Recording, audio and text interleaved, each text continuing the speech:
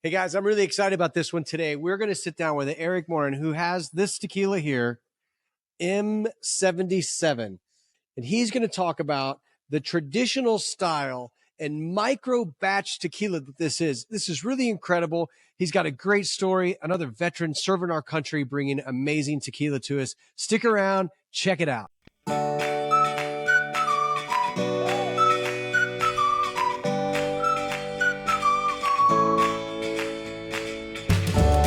Hey Eric, it's great to have you here today. How you doing, man? Good. Thank you. Thank you so much for having me. I'm excited. I'm excited too. This is such a great tequila, and I just know there's such an awesome story behind it. So I'm really excited to hear it. So if you could, why don't you tell everybody who you are and what you did before or what you do besides tequila? Okay. Well, again, thanks, Brad, for having me, right? So my name's Eric Mora. I'm the owner and proprietor of M77 Tequila. I am currently still active duty military, but I have been in the tequila world for about 15 years or so. I had another brand about 15 years ago. It was very different than this brand. I mean, it was a very different industry at the time. So we went out, released a whole line off the bat: Blanco, Repo Pink, which used some Bordeaux wine barrels, Añejo, Extra Añejo. But in all honesty, we white labeled. I didn't know much. It was more a business thing. Something was going great. I thought it would be good. And it went well. We went with a couple different countries. We were doing a lot of stuff with big brands. We did stuff with the UFC. We did stuff with like some NBA teams.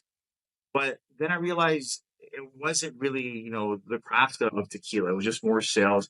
So it ran its course. And then I took kind of a hiatus. Well, actually, a pretty long hiatus, right? So right before COVID, I came up with, I want to do this again. I want to do this again. But this time, no partners, by myself, self-funded, just do it really small. I saw such a big change in what was happening in the tequila world, right? Additive-free movement started and the whole craft of it. So I wanted to do that. And I'll be honest with you, when I started the project before COVID to its fruition, the plan did change a little bit, right? So it evolved to what the final product is now. So final product is now is micro batch tequila. I'll be honest, that Brad was talking about, small batch stuff. And I don't want to call it small batch, and because I mean, when you sell millions of bottles, not quite small batch, right? Right. So I came up with the term micro batch. I'm sure it's been used in the past, but I don't recall ever seeing a brand being completely micro batch in that all lots are going to be 1,077 bottles. That's the number I came up with, right? M for Roman numeral for 1,000, or mil in Spanish, right? And then the gnome is 1477, Puerta de Hierro. So I kind of combined it. It was a little bit easier to register that with the USPTO than just the number 1,000 or the letter M. So I came up with that, and I approached the distillery again. I approached Puerta de Hierro again, Alberto Partida, and the entire Partida family. Been friends with them for all these years. They've been really great, and they were gracious enough to kind of humor me in this project, right? I honestly didn't think about going to any distilleries. The more I thought of it after, I was like, oh my God, they would have said no. I kind of would have been in a pickle here, because who's going to say, hey, can you produce 1,000 bottles for me? Like, nobody. I don't think so, and let me do it the way I want to do it. And so again, Alberto was gracious enough to be, okay, Eric, at first, like, you sure, man, 1,000 bottles? Like, yeah. So I kind of explained the vision to him, and I want to do it as artisan as possible, right? So we went with mesquite, we went with stone ovens, we went with Tahona crushed, open air fermentation, kind of yeast for naturally occurring there, copper pot distillation, just trying to make it as artisan as possible. Then at the end, we just let it open air, dilute for about 48 hours, just kind of let it breathe, let it oxygenate on its own. And we bottled it. That's it. No real magic to it other than, the process, trusting the process and using good quality agave, all 6 to 7 years old before we kind of harvested it. It's all lowlands too. It's all Valle. And that was it. That was it. Like I said, nothing crazy with it, nothing, not even a special kind of yeast or anything like that. Or, like I said, I just want to keep it as artisan as possible. That's awesome. You just did my whole interview. Sorry, man. I apologize. No, that was a great explanation of the whole process. the beauty of that is that you know your process, and that it's your tequila. It's not just a tequila that you, like you talked about, white labeling it. And for people that don't know what that means, white label is the distributor or the distiller says, hey, here's 4 profiles. Tell me which one you like the best, and then we'll put your label on it. Versus private labeling, which is where you've done and come into a distillery and made your own profile and your own. With such a small project and such a specific way of doing it, I'm glad you were able to do that for me. So I'm lucky.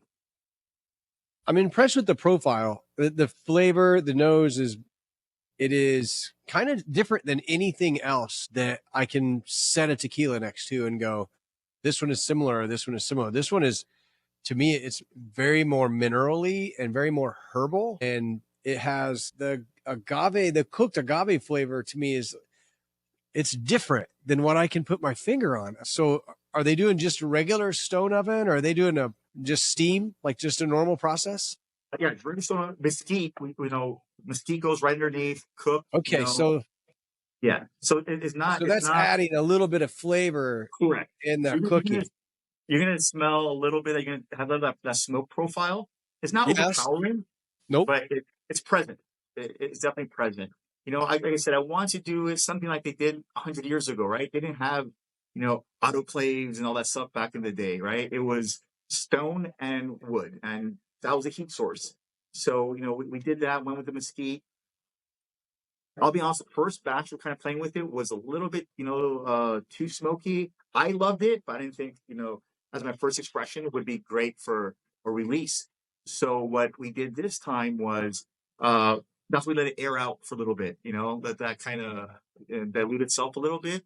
But I did really like it. And actually, LA Tequila Fest last year, we were there. And we actually brought that kind of smoker expression to it. And people were loving it, but also some people were, oh, this is a mezcal, and I was like, no, not so much. But I think down the road, I do want to release a special edition, of just that pure raw, maybe part of my high proof, There you go. and leave that smoke in there. The reason I ask is, to me, it almost tasted like it was cooked in a stone oven, but wood fired. Like that was That's exactly what it was. It was a wood fire. Okay, perfect. Yeah, I totally got that, but I didn't know for sure if that's how it was done. So I was like, man, I can just taste this like earthy, smoky. I can't really put my finger on it, but you still have. Yeah, it was a wood fire, exactly. Yeah, that's you know your stuff, Brad. You know your stuff, definitely. They actually let me play with it, let me throw the wood in there myself a little bit. And I was like, you know what? That's enough. I did about 15, 20 minutes of it. I was like, I'm good, man. It's hot. Let somebody else do that. Yeah, you guys got it. You guys got it. And how did you originally meet the Partitas to start your first brand, to be able to have this relationship? I at that time I was in real estate, right? It was just a whole bubble thing happening. I kept going mixers, and I kept seeing tequila pop up, tequila reading magazines like GQ and Esquire, and I kept seeing articles in it. So I met these guys at an event, and they had their brand, but I saw it was really cool. At the time, it was very, it sounds kind of weird, but the name sounded too ethnic for like the general public. Everything was Patron or Don Julio at the time, right? And coming in, like in those days, can you think of Luna Fortaleza or Cascawin, or those names probably wouldn't have taken off the way they are now because of the whole boom in this more artisan craft, and it's been a lot more accepted. So I saw their name, we talked to them for a little bit. We ended up getting European rights to it, but one of them approached us and said, hey, I have this kind of, would you guys be interested in? So my partner and I, we're in real estate together. He decided, hey, let's jump on board. Sounds great. So they did the introduction, but I was since I was the one that spoke Spanish, was flying back and forth with the distillery, thus formed the relationship that way. Even after like our project, ended, I stayed in touch with them. I saw them grow, I saw them develop. I saw, them getting into different brands and actually white labeling for other people, but they kept their brand together. And I saw like what Alberto was doing with his own brands, right? Alberto is Reserva Don Alberto or Matiteña. And those are really cool, brands. He does really awesome things with it. that was something kind of more I wanted to do. So again, we stayed in touch all these years, and then when I started kind of talking to them about it, I was out there a couple of years ago, right before COVID, for an older brother Hilardo's birthday. And I was going to talk to them again. Hey guys, I want to do this, and they're like, "Okay, man, get the name registered. We'll talk then." So that took forever. Just COVID slowed everything down, both here and in Mexico. Stuff with CRT, the IMPI stuff here with the USPTO. It just took forever. But I think everything happens for a reason, and the timing was right. And, we finally were able to get product in country in December, barely. So we really have been in the market since December. And I was really fortunate to work with Roman from Old Town. Everyone knows Old Town in San Diego. So he's actually my importer. So that helped me a lot. So as soon as we went live on the Old Town site, he sold like 3.5 cases that first night. So like, wow, that's pretty cool, So, and it's just been organic in its growth. I don't have a marketing team quite yet. I don't have all of that. I've been, meeting people online, and they've been, hey, go to my store, tell them I want to buy it, and it's happened like that. And I've been having other stores reaching out to me, hey, we keep seeing this, let's try it. And it's kind of grown that way. And I like it. It's a great community to be back in this community. It's evolved. And it's just so much with the advancement of social media now versus where it was. It's so much easier to connect with people like all over. And it's great. I love being a part of it right now. I think the community of tequila people have grown like super fast as well. Like, Oh, yeah. there's so many tequila people everywhere you go now, which is really cool. Yeah, no, 100%. Restaurants, bars, but retail. Like I've seen a lot of like these smaller, liquor stores that are actual liquor stores versus, just something on the corner type thing, and they actually have a great selection. I was fortunate enough to have been picked up by a liquor store here locally. It's called Blue Wine and Spirits, and they're new, but they've been around for maybe a year, but they started getting rid of like all of the big brands. Like, we're not doing this anymore. We just want, additive-free stuff. We want this. And they have all the big brands like on the bottom shelf. Like, this is it. We're liquidating this, and we're making room for good stuff now. And that's so refreshing to see, and the fact that there are being more like educators to the common public, and the public as a whole is coming out saying, tell me about this, explain this to me. And they love it. They love it, and I love that part of it. I love that. I love being really hands-on right now. It's been so cool to meet so many different people. I ran into people at stores. I was making a delivery over the weekend, and I ran into some guys. Hey man, I know you. And he goes, I bought M77 at this other liquor store like Louis in Azusa. And I happened to be, this time I was in High Proof, and he's like, oh, that's so cool. I bought mine there. And, and same thing, it's a really cool feeling, because I know it's about the product and not me, like, not a celebrity. Yeah, but you are the product. I mean, that's what makes so many of these products unique. You created a profile, you created a brand, you put your life behind it, and then you created a flavor profile that's unique and authentic, and it's a really good tequila. So you're this guy's celebrity. Yeah. I guess looking at it like that, I guess so.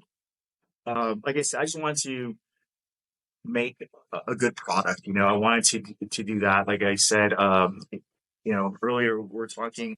I don't want to blow up to the point where the tequila itself is gonna have to suffer this quality. I want to grow to where I can keep. I mean, as much as I can grow, obviously, right? But not to where it's going to affect the quality. I don't want it to be to where, hey, sorry, we're going to go autoclave now, or I'm going to have to do this now, or I'm going to have to start white labeling. I don't want to do that. Like I said, every batch is going to be so. Let's say I do another Blanco, which I've already ordered. I'm not going to be going down to Mexico here soon, but it's going to be same process, but it might be slightly different, right? Because the agave is going to be different. Kind of like a wine in their vintages, right? But the season I make it, since open air fermentation, spring versus summer versus all that affects it, and people don't really understand that. But now they're starting to, right? So that's why all of them are hand numbered. All bottles are hand numbered, so it's unique to that batch. And same thing. So what I'm gonna do with this next batch coming up is the Blanco, but from that same lot, I'm gonna go ahead and pull for the Repo, Añejo, and Extra Añejo. So I do have that coming in the future. So that first lot of all that had to be from the same Blanco lot. That's awesome. And knowing that you're doing different lots, right? You know that it's going to taste different. What's kind of cool to me is I don't like to finish a bottle until I get that next lot and then compare the two lots. Because it's one thing to compare a tequila against another brand, you know, a Highlands or a Lowlands, or it's really amazing to compare a tequila against itself, against the same brand, different lot, and taste those nuances and those differences. Talking about 1477, so I know that's a pretty good sized distillery, but didn't Alberto also build like a little second distillery that's separate where he's doing his own batches in a separate area with the wood fire and all that? So yeah, yes and no. That was the original one, right? So Okay. they built the more commercial autoclave stuff on the other side. However, when I was down there in October, November, somewhere around there, they were building 4 more Taona like pits. So they had the 2 that they were using. I mean, it's old school. They just have a motor to it, so it's pretty cool, right? But they still have 2 guys in there, you know, brushing it underneath to make sure it gets crushed. But they were building 4 more. Uh, that's gonna that made me happy to see because I know, okay, I'm not gonna have to wait as far in between, you know, batches because he's doing his or something else. But they have 2 parts of the distillery, right? So like you said, the more, you know, commercial or the more you know, autoclave and roller mill and all that other stuff versus this side with the ovens, because they have 2 sets of ovens as well. So like the steam on one side, another side is a wood fire. Gotcha. I knew there was like you don't want to say a little area for craft stuff, but it kind of, to me, it's like your micro batch fits into this area that's different from the more modern distillery that they have there. Yeah, yeah. And like I said, when I met them initially, they had that area and they were building the more, you know, autoclave type stuff. Gotcha. Again, for production. But now when I went back now, they're expanding that Taona area and that part because a lot of that stuff is going that way as well. They still have the other stuff and they do really well with that as well, with the brand they push through there. Uh, uh, yeah, so seeing that, I know I'm gonna have, you know, some longevity there. You know, I'm not gonna outgrow them anytime soon. It's exciting. Now, I know the Partita family is really big in growing agaves too. Are these agaves from their estates, or are you sourcing a lot of your agaves from the valleys? No, from there. So we're gonna do some stuff. If we have to do value from a similar region, you know, if not, you know, we might do special estate only stuff from one, you know, I want to be able to say, hey, this came from here, or this came from there. So we really source where it came from, you know. But yeah, everything's coming from them. Yeah, they have a lot of land down there. Yeah, there's a lot of Partitas growing agave all over Yeah, down there. yeah. That's fantastic. So you said Repo, Blanco, Añejo, Extra Añejo, and you said Yeah. high proof as well. And I know that I've got a lot of high proof people that love high proofs. So is that something that's coming soon? Yeah, so like I said, hopefully the next month or so. I'm just dealing with some stuff right now with CRT and IMPI for some labels. So the Blanco rep are coming, like I said, hopefully the next 3 months or so. You know, well, depending how long I use the repo, I gotta barrel it, right? But definitely want to have it here, you know, before the year's end, the repo. But I need another batch of Blanco just because that's what people like. I personally like being introduced to a brand by the Blanco, right? Uh, I want to use a Blanco. Oh, if I just jump straight to Repo, not everyone's tasted the Blanco yet, I think that's kind of unfair to everybody, right? So I'm about halfway done with this first batch, which I more than exceeded my expectations. I honestly don't even have a proper distribution quite yet, you know. For it to go so fast, you know, I think in December we started in one store, then 2, and now we're in about 12 or so. And that's growing. Once that kicks in, I don't want to run out of this. So that's why I had to go with another Blanco. But yeah, the Repo's next. The Añejo is going to be a year out because I have to wait. The Extra as well. There's a couple of Repo expressions I want to play with, you know, some barrels. That's one of the beauties of doing it this way, I think, is that the batch is so small that I'm like, hey, you know what? Let's play with bourbon barrels. Let's do a double repo. Let's do like, you know, wine and French oak barrel or something, you know. And at the end of the day, it's so small that from the business standpoint, it can sell, right? I'm not stuck with a container full of stuff that everyone's like, bro, you killed that profile. What did you do? You know? Yeah. So and then they like the Blanco. I'll just keep doing the same thing, but with understanding that, hey, this was, bottled this season versus this season. It might be a little different, but against a community that is, being drawn to this product understands that, you know, and it's not just the regular, Costco weekend shopper and wondering how come this doesn't taste the same. There is one thing I'm trying to play with. I'm trying to get some barrels from Valle de Guadalupe. I want to do a special like Mexican wine, like nothing wrong with Napa barrels, but I want to keep it very Mexican in that. So I'm trying to work with them on that. I want to maybe partner with a couple of, like bourbon distilleries. Again about the craft. I spent a lot of time in Kentucky, near Fort Knox, and I visited a lot of the distilleries there, and the stories are so awesome.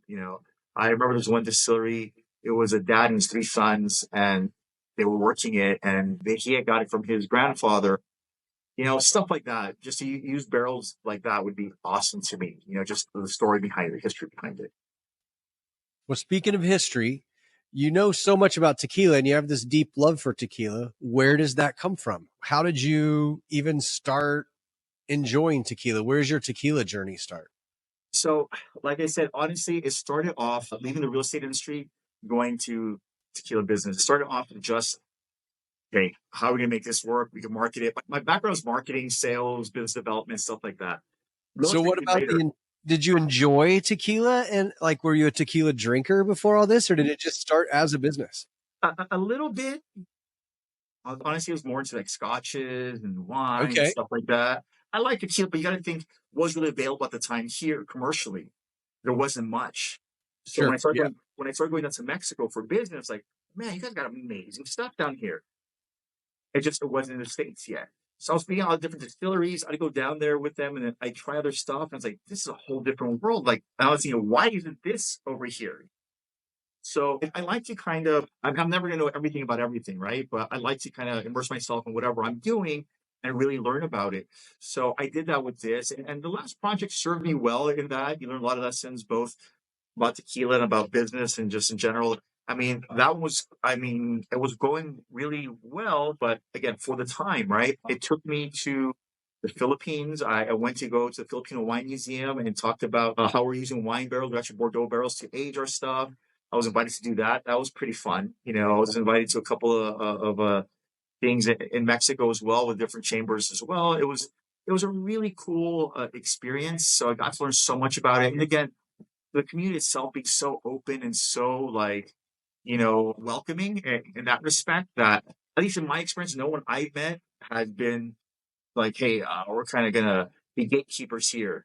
Everyone's been so like open and hey, and we do our tequila like this, and this is why we do ours like this, and other ones like, hey, this is just for business. Other people like, no, I'm gonna make it tiny, and that was so cool. So it just came from that. Well, just being down there and realizing initially it was just for business, and I realized this is just amazing community. This is like so cool, and that's why this time around I decided to do it. Like I said, no partners, no nothing, myself, and trying to see how like if it does well, it's on me. If it doesn't, same thing on me, right? But I can't blame anyone at that point. So, but it's been just a great project. It's been a really long journey, right? A few years just to get to this point, but I am definitely here for the long haul. Here for longevity. I like I say, even if it takes a while from batch to batch, it's okay.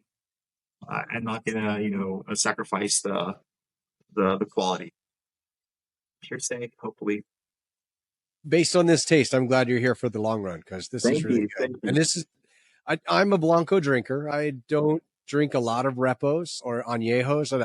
To me, it's a dessert drink. It's not what I'm going to drink to taste tequila. Like, so I use more Repos usually in mixed drinks than I do Blancos Yeah, because I drink my Blancos straight. yeah, yeah. So this is such a great sipper as a Blanco, but I do picture that barrel influence because it already has that wood influence in the taste already. That Yeah, I think yeah. a Repo is just going to really be a really good, just a real good flavor bomb out of it. I guess is the Yeah, best I'm, way I'm to say it. excited about that too because I was thinking the same thing. It's like, usually you don't have that, right? Usually it's the steam and you don't have that. So now I was like, there's that wood, that smoke in it. Now actually aging is like, man, I'm curious to see how it's going to turn out too, right? Because Yeah, I won't know. I won't know until it's done. So, but like I said, I'm all about Blancos. With a good base, it can only get better from there. You know, if you keep it, you know, right without additives and then because you can mess it up that way with, you know, doing all kinds of different stuff to it. But to each their own, you know, it's one thing I'll never do. I never badmouth another brand. I know how hard it is to get there and whatever they're doing, their vision is, you know, God bless them and you know, more luck to them. But I think Blanco being a good base, that brand can only be better from there, you know, the repos, their expressions. But yeah, like I said, high proof, hopefully again by the end of the year. I'm excited about that too. What do you know where you're going to land proof wise? Have you decided, or is it still Oh, kind of seeing how it goes? you know, honestly, I don't want to have a definitive, I'm going to get this because that means I have to fluctuate it to that, right? I want to make it, see where it goes. And same thing with this. We got the raw. I was like, okay, what do I do now? Okay, I air out a little bit. The 48 hours after, you know, the aeration, that wasn't done until we're sitting like, you know what? It's not quite right. So There same you with the high proof. I want to sit there, have it, you know, be distilled, sit there and drink it and not bottle it if I don't feel right with it. So hopefully, you know, hopefully it's high proof enough. I don't know, maybe the 50s. We'll see. Yeah, we'll see. We'll see.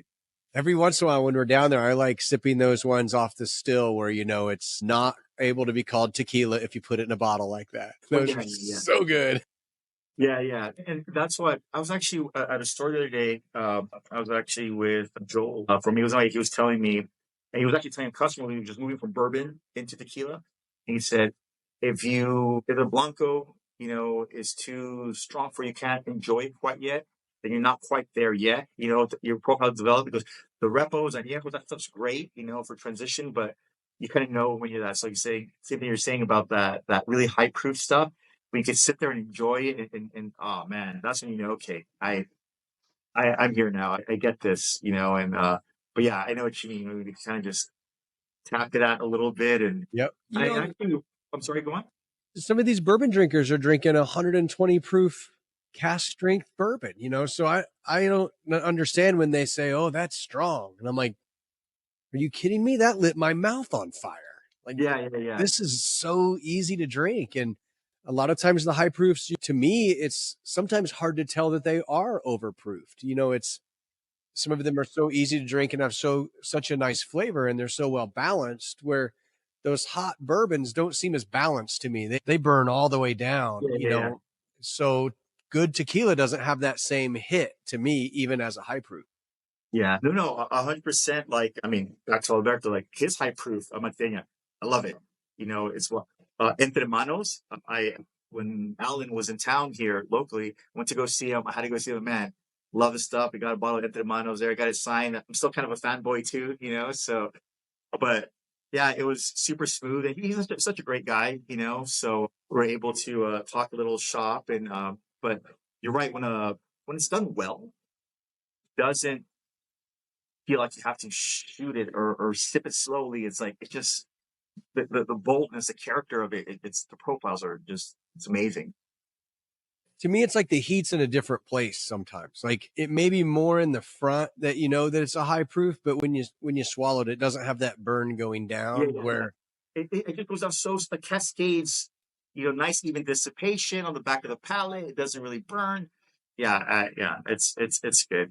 One thing I'm looking forward to in October, there's a group of guys going down to Tequila, Guadalajara, and October's my birthday, so I'm gonna meet them down there. But we hooked up something with at the garden, a Matiteña garden. I don't know if you've been there, but he had that little pot there, little still, so you can just. So they kind of do that sometimes on the weekends. So I promised them that we're gonna try to get that down there, and part of it, we're gonna do a full tasting of all the different products and stuff. But we're gonna go ahead and tap it still a little bit and you know, maybe stick your head under there. I don't know. yeah, there you go. I have drank out of the wall at a distillery in the Nice. Highlands. Yeah, that was Very pretty cool. cool. Yeah, So yeah. I've been to I'm out of 10, but I haven't been to the gardens that they talk about. Oh, yeah. Oh, it's so fun. It's so fun. It's just so beautiful. Like you're in the middle. Think of a winery, but with agave in the middle Yeah. of nowhere with a mountain in the background. Yeah, some cool food there. You know, a little taco stand there, but it's just so raw. And you know, you could drink straight. They make cocktails there. Their music. It's a good afternoon. It's a good, and it's only open on the weekends, but or Friday, Saturday, Sunday, I think. But and from 4 to 11 or something like that. So it's not a crazy rate, or you still have time to head back to wherever you're going, or stop in for a cocktail or two. But it's a really good time. It's a really good time. Is it attached to a distillery? So it's Alberto's from Okay, so it Puerto is part Rico. of Alberto's. Okay, Yeah, it's his. It's his. That's why they call that Matitenia Garden, Matitenia, because that's where the family's from. They're from gotcha. Okay, Amatita. Yeah. So he did it there, but yeah, it's so cool. When I first saw it online, I was like, man, that looks awesome. Then when I finally got to go there, we actually did our lunch there. So wow. yeah, he was really cool. He was gracious enough to say, yeah, man, of course, brother, let's do it. So I think, I don't know, I'm going to talk him into hopefully letting me do every expression lunch there, It's kind of a cool, fun place to do it at. So we'll Yeah, see. I'll arrange a trip when you do that. I'd love to check that out. Yeah, I know for sure. We'll keep in touch, and I'll let you know. But yeah, it's a cool time. The whole valley, again, I haven't had any bad experiences down there. I love going down there. People are so great. The food, although again, I gotta say, stay hydrated. Take liquid IVs with you because even just tastings that they catch up on you. Yes, they do. Tequila turns off my record button in my brain. So there's a certain time where all of a sudden I'm not recording anything that I am participating in. So Yeah, then the of next course. morning I wake up and go, did we eat dinner? And I know, like when we're doing this, I've gone a couple times and I'm trying to say, okay, we're in the profile. 9 a.m. I'm at the distillery. By noon, I was like, dude, I need to go eat. Right. I've had a lot of water, but still, I need to go eat at this point but it's all work, right? It's all in the name of work, It's It's the all in name the of the name of craft. work. That's right. We're shooting content. That's how we claim that it's work. There you We're go. doing There you go. content and tasting tequila. Mike, you have a friend that I have as well, Mike, the tequila cop from Nashville, Tennessee. Super cool guy. Love him. Awesome. I told Mike next time I head down, I'm borrowing his body camera. I'm going to call it the tequila cam. So then before I leave the hotel, I can go back and rewatch everything that I may have missed after a certain Yeah. point in What the did I evening. actually do? Yeah. No, yeah. Mike's so cool. It's so that's kind of what I was saying earlier. Like it being so organic, I think he had seen me on Jay's review, Day Drinking 101, and I met him at LA Tequila Fest.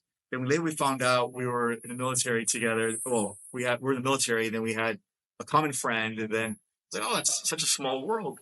And then Tequila Cop saw it on there, and then started talking to him, and it's just been one person after another. That, like I said, such a small community, and everyone's been so gracious and so cool. And I love it. I love it. So can you talk a little bit about what you do in the military? Right now, I guess he's my sales and marketing side. So now I'm actually in recruiting. Um, so it's cool. It's cool. I like it. I find a lot of fulfillment in it. Change people's lives in the sense that a lot of times it's a misconception what people do. And I was like, guys, it's a 9 to 5. You have 150 different opportunities, anywhere from like law to like being in contracting, like being in, I mean, so many different ways of going. I didn't go into way later in life because I always feel like that is so dumb. I'm not doing that. And then the older you get, you have kids, like, wow, the benefits are awesome. And start doing stuff like that. And I transitioned into that. Like I said, I was doing business. I started off doing little by little. Then I ended up getting offered this opportunity. I'll do it. I'll stay local. And yeah, it's been good. It's been good. I got a little bit longer here, not too much longer, but then go full time into hanging out and tasting tequila for a living. Well, I definitely appreciate your service to our country. I think that's so important. I know really how hard it is for so many people that are in the military. I do a lot of VA loans for people in service and out. I just really appreciate that service and what you do for our country. It's really important. It's much appreciated. Thank you so much. Appreciate the support. Thanks for bringing great tequila to us for sure. Yeah. No, like I said, I'm more thankful to you and people like you who taste it, who appreciate it, who want to talk about it, because that's the only way I'll grow. Again, it's validation in a sense too, because this is just something I dreamt up the way I wanted it done. I mean, I didn't do it from scratch, but I just tried to follow, that the kind of more purist approach to it. And the fact that it seems like I've been able to kind of get it somewhat right, uh, it means a lot hearing it from other people who actually enjoy tequila, and especially so much good stuff coming out right now. Yes. So that's You cool. stand out, and you stand out among all of those great things that are coming out today. That's what's impressive, is this fits into one of those great things. So this is one that any aficionado that's tasting through different profiles and wanting to find different things in tequila, right? Because that's what we're all looking for. Like, oh, this was rested in a beer barrel. That's going to taste different. We're always searching for that thing. You have that thing right here in a Blanco. So I can't wait to try your other expressions. And I'm excited about them coming out. Thank you, thank you. Yeah, hopefully they'll all start rolling out soon. I learned I have to plan way ahead in dealing with Mexico. Like the Añejo, I got to do the labels now, even though it's a year out. The Extra Añejo, I got to register all that stuff now. Just waiting for it. It's like, I'll be honest with you, that's what I'm holding on right now. My repo. I need approval for my repo labels. I could go into production, because without that, I can't bottle, since I have to bottle all at the same time from the same batch. I don't want to do different batches like the Blanco, then the Repo from a different batch. I want it to be all from the same one, so you could taste like the journey of that particular 4 sets of lots, the Blanco, the Repo, that all came from the same base. I think that's the only way to really truly experience the progression of it, right? Because if I do Blanco from one lot and then, okay, Rep will be ready in 6 months, but I had to pull from another lot, then it's not the same. I want it to be all from the same one, so you could experience that all the way through. And I would do other expression, like the high proof might be from a separate lot, but I want to at least have one lot that went, hey, that's the exact same base. Blanco, Repo, Añejo, Extra. This is it, aged all the way across. That's a great idea, because that way, this is what this agave tastes like here. This is how the barrel influenced it here. This is how much more the barrel influenced, because it doesn't change it. It just influences. So that'll be great to be able to know that this is truly all of those going Yeah, down through. That's a pretty neat exactly. That's idea. why and again, I think the fact that I am so small allows me to do stuff like that. I don't know how many other brands can do stuff like that. So it's been kind of a blessing to be so small. But it's it makes it a lot versatility in what it can do and stuff like that. I I'm happy to work in these volumes. Sure. Now, are you guys changing up the colors for the different lots, or changing up the colors for your, what are you doing Yeah. with your colors? So I might have a prototype down here. Well, this was the actual original bottle we were going to use, Okay. but I like this one better, right? But the Repo is going to be an orange similar to this. But if you Okay. see on the Blanco how it's chrome, Uh-huh. agave, this logo is going to be gold. It's actually being Okay. shiny gold. So it'll be Okay. an orange tone like this for the Repo, and this will be gold. But that's everything. It's going to just change the color. And then I got to come up with a cool metal color that kind of offsets that a little bit. So we'll see. So the Repo I have really locked in. I haven't honestly haven't quite thought of the Añejo or the extra point yet. You got But a I do little have time. like, yeah, a little bit. But I have thoughts of like the smoke when we're talking about. I want you kind of like call it Umo or something like that, right? Maybe go in shades of gray, or maybe even defrost the bottle, stuff like that. And I'm thinking when we do the extra, I think I want to do just a once a year release when we get to that point. And maybe make that special edition bottle or something, or make it in the case. I don't know. I've been getting asked to do like special edition bottles, but I'm not 100% sure about that. I want to keep simple and spend all the money I can on the product versus all the other stuff, because it adds up. But I think a nice bottle, it doesn't, I mean, it's great, but the tequila is what kind of matters. So now that you have this tequila that you've helped create, you have the flavor profile that you like. If you could sit down and share your tequila with anybody, alive, dead, family, famous, who would you want to sit down and share this palette and this story and how you made this tequila? who would you want to share it with? I've kind of been asked this question similar before, but not until recently that I started like thinking about this again. Honestly, my grandparents, right? They were very influential. I've lost all four of my grandparents, they're all very influential to me for different reasons. Some of them were still alive when I had the first brand, but none of them are now. So I want them to see what this is now and just tell them the story and tell them how each one of them influenced me differently. And one grandfather, he was very into the work ethic to where even the military, that whole having 15 minutes early, that was already ingrained in me, that work ethic. My other grandmother was like, she was a hustler, she was doing so many different things to keep her family doing with her 10 brothers and sisters. I have 10 aunts and uncles, so all of them are very influential to me in different, respects. Mother Ground's very, about her faith and believing in, and, same thing with the work ethic and all of that. So I want to be able to share with the four of them, that would be my dream. Yeah, I have a feeling they'd be very proud of you. This is a I really great appreciate that, product. man. Thank you. Thank you so much. You seem like a really amazing guy as well. So I appreciate you and your time today. No, I appreciate doing this. And honestly, it's an honor. And, this means a lot that you take the time to even hear about my story, let alone, tell it. So thank you for that. The tequila's great. Sometimes the stories to me are even better. When somebody comes over and I get to share this great tequila with them, I also get to share a story with that tequila. So now it's not just this great tequila, but they turn around and go, man, did you hear about this guy that made this? And like, now the story travels with the brand, and the story is as much sometimes to me as the tequila is. It's very cool to know that, while you're working, serving our country, find this business opportunity for tequila, and then turn around and make it really a labor of love of tequila. It makes it so much cooler of a story to be able to tell. So thank you for doing Thank you, man. I appreciate that. Like I said, right now, I'm lucky to where I don't have to rely solely on this to live.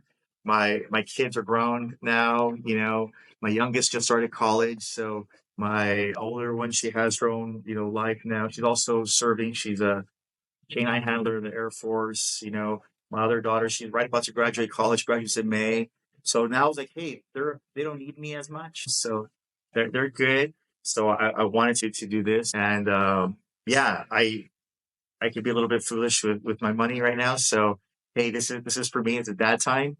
So this is what I wanted to do. And it's working out right now. It's working out, and hopefully it does. Well, glad you're doing it. So website, you have a website people can check out? Yeah, it's look at M77 Tequila.com. And it's the same for all the socials. We're on, everything, TikTok, Instagram, X, Blue Sky, Threads, you name it. It's all there. Wow. I've only got the YouTube, the TikTok, Instagram, and Facebook. Those are the. Oh yeah, we got Facebook too. That's right. I forgot that. Can't forget about Facebook. So I'll link all those together so people can find you. And right now you're only able to be found in the state of California, correct? and online. And people can order online and get it. Now, do they order it from your website? No, I'm not selling directly. So we have multiple online vendors. I'll have that in our link as well on the Instagram page and on the website. I need to update that, but we have about four or five different online vendors right now. So yeah, I'll post that on a link on our Instagram too. I knew there was a couple. I just wasn't 100% for sure. So I wanted to make sure we get that out to everybody and where to find it. And I'm looking forward to the rest of what you have coming. And again, thanks for your time today. It was awesome talking to you, Eric. Thank you so much, Brad. I appreciate your time. I appreciate you doing this. Thank you so much, man. Cheers. Salute.